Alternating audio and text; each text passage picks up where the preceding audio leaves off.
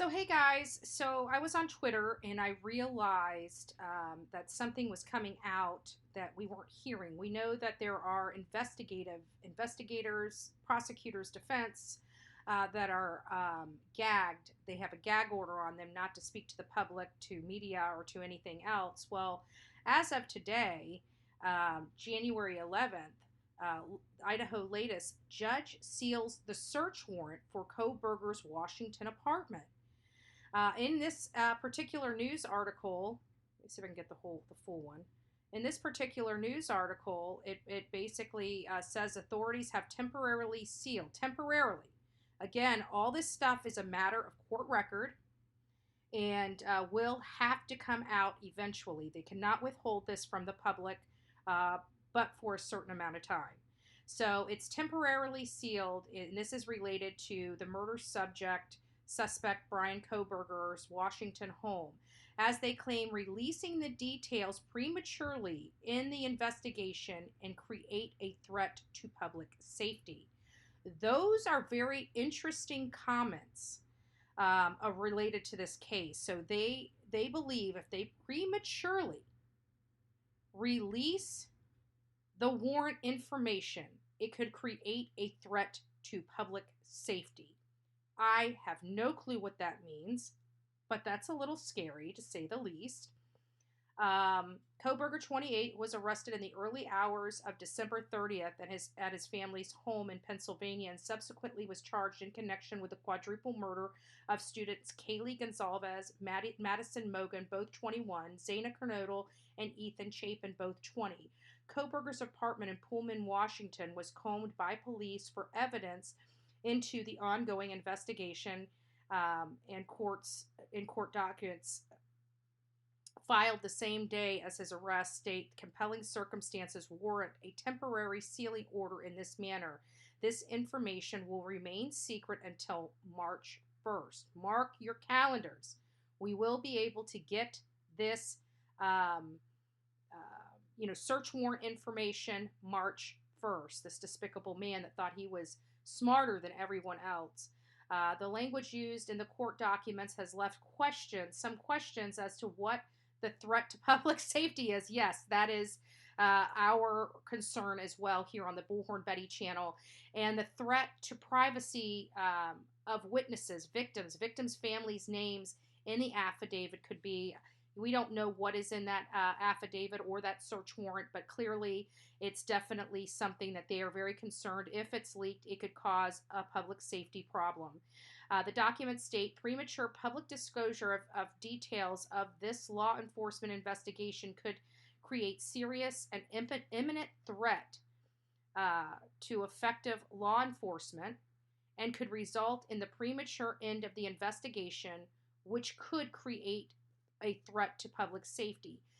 The way the language is on this in the investigation, which could create a public safety, I think that is related to the fact that there might be more cases. It's possible that, by the investigation ending, it would basically end any kind of investigation into this case, which may warrant more evidence that could further convict Bryan Kohberger. I mean, I am literally speculating here because that language is very vague, but it's very concerning. So I hope they clarify that. Either way, it appears that the documents are sealed until March 1st. The documents state that it is within the interest of those connected to the brutal slaying to keep the search warrant sealed. The search warrant, which is shrouded in mystery, won't be sealed forever, which is what I explained. The documents go on to say, for these reasons, the information contained in the application and the nature of this investigation must be kept secret for a limited period of time.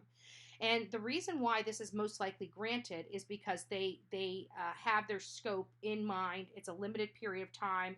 It's till November 1st. It's not overly burdensome. It's not, removal completely. It's all up front. They are giving a great argument as to why it needs to be sealed. The judge is stating, okay, we'll seal it, but we can only seal it for this time. This is the suitable time frame that you have to do whatever you need to do in it. That's my understanding based upon what I'm reading. It may not be your understanding, but it's my understanding as I'm reading this. It's estimated the investigation will likely conclude within 2 months from the date December 30th, which I believe is when the order was put into place. So again, March 1st is the ending of that gag order on the search warrant. Here is the findings. I'm going to go ahead and download those, and we'll go over those in a second video, so please stay tuned for that. Chris Anderson, a homicide investigation and fugitive unit supervisor, told News Nation that there is information that suggests that the defendant in this case is guilty. Woo! I don't know if I'd have put Chris Anderson's name out there. News Nation, just saying. No police department wants to be the cause of any disruption in an investigation, Anderson said. They're going to do everything that is asked of them and not release information. To say too much about what was found or what they did, because it only goes to help the defendant and his defense in this case. Attorney Darren, I can't pronounce his last name, told the outlet that the language used in the document suggests, in fact, trying to protect the victims. Oftentimes, victims make certain lifestyle choices that could subject them to public criticism. That affidavit of Brett Payne is a good prime example of what they're talking about, subject them to public criticism. We do know that there are some insane people out here on social media that's actually reached out to these surviving victims, called them murderers, called them everything under the sun, probably gave them death threats, God knows what. So I can kind of understand the need for these gag orders. And for the folks out there, if you're doing this kind of conduct, stop. First of all, it's illegal as hell. And you have no business calling anybody on the phone because of a discussion on a criminal case. I'm sorry, you just don't. If it's in a journalistic aspect, that's one thing. But when you're calling people and telling them that they're going to die, or they're horrible people and they should be locked up in jail, we don't do that unless there's a substantial amount of evidence pointing the finger in that direction. Then I'm okay with people speculating in that direction. Here, in this particular case, we can all agree we didn't have hardly crap to go on. Definitely not enough to point our fingers one way or another at any person. Did Dylan make some horrific mistakes? Yes, she did. And she has to live with those. And clubbing her over the head, it's caused all of this. We're being blocked from documents because social media, that includes YouTube, that includes Facebook, that includes TikTok, that includes Instagram. A number of people that are doing these types of things have got to stop. Now it's hindering our ability, and regular news broadcasting. We're alternative media, they're mainstream media. You are preventing media from getting information out about a case. For many of you, I know there's a few people on YouTube, a handful of people that hate the true crime genre. Oh well, right? There'll never be enough to cause this much problem. This is caused by the mass people on their channels that are being incited and doing this. So we have to stop. Oftentimes, victims make certain lifestyle choices. Remember I told you that I thought that the reason why Dylan wouldn't come forward until 8 hours later, there was a reason for that. She didn't want to be in trouble. There was a reason. And I kept saying, we don't know what that reason is, but damn, I don't care what the reason is. You had 4 people murdered in your home, okay? I'm going to stand by that. I'm sorry, Dylan. I'm sorry for everything you're going through, but it was just a poor decision, and that's something that she's going to have to live with the rest of her life. Let's keep in mind what is vital here for law enforcement to maintain the integrity of their information. The more statements made to the public by potential witnesses in the case, the more opportunity there is to develop information that a good defense lawyer will use in cross-examination. The court documents emerged following a gag order released by Mascow Police Department last week. Latah County Magistrate Judge Megan Marshall issued a non-dissemination order on January 3rd in regards to the murder case against Bryan Kohberger. And it's kind of funny that she did that because I actually didn't realize this proceeding was going on January 3rd. And I actually tried to log into the system, and his full file on the docket, his whole entire docket has been removed. We cannot see that on the iCourt website. So a little odd there, but that kind of explains it because I believe I called the afternoon of the 3rd, and they told me that the only place I could get the records was on the website, and then it was gone, and I was a little taken back by that. Like, why would they send me to the website if the whole entire file was gone? And I spoke to the judge's clerk. She should have told me about the order, and that would have explained it, but no, I'm wasting my time trying to go here, there, and everywhere with a file completely gone. Like, we have nothing. We don't even get to see when the next court dates are. They removed the entire docket off the iCourt system, which is very frustrating for me. And many others, I'm sure. Due to the court order, Mascow Police Department will no longer be in communication with the public or the media regarding this case. Just hours after Kohberger's arrest on December 30th, DailyMail.com revealed pictures of a police raid his office and search his home. The suspect murderer is a Pennsylvania native who studied criminology at the University of Washington's Pullman campus, which is a 15-minute drive from Idaho, Mascow, Idaho, where the murders took place. This is, again, a Daily Mail article about this.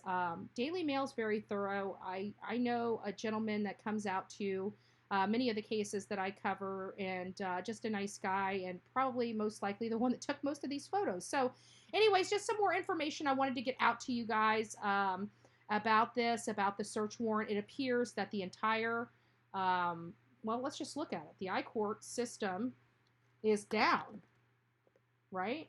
Is down. So I go in here like I always do, sign in, I put my stuff in. I need to save the one so I don't have to keep going to Latah County. But, you know, it's just record search. And then you search here. I want to see if it's back, if even the docket's back. But yesterday, it was not. So you go here and put Kohberger in. As you can see, I have researched him several times on here and keep up to date on the docket. And when you come here, the only one there now is his infraction that he had in August of 2022, right there. And so, again, this is what is frustrating me, because now the whole entire file has been, you couldn't even access the documents on the docket.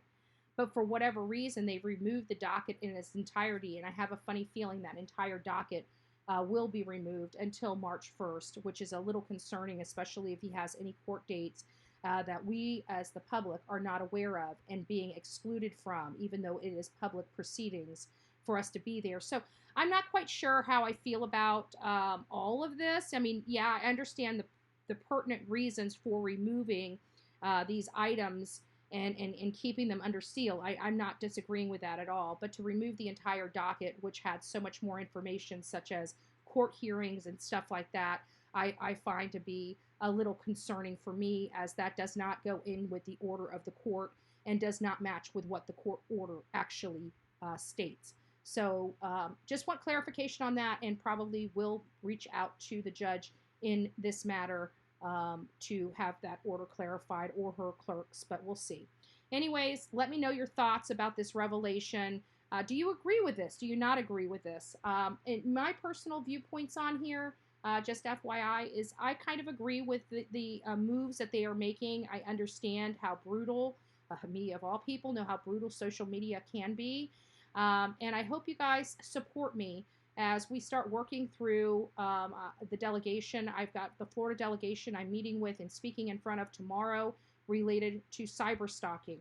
And this is crucial, not only to me personally, but this case, because these kids were not only cyberstalked, but once he got into Washington State, he physically started to stalk them.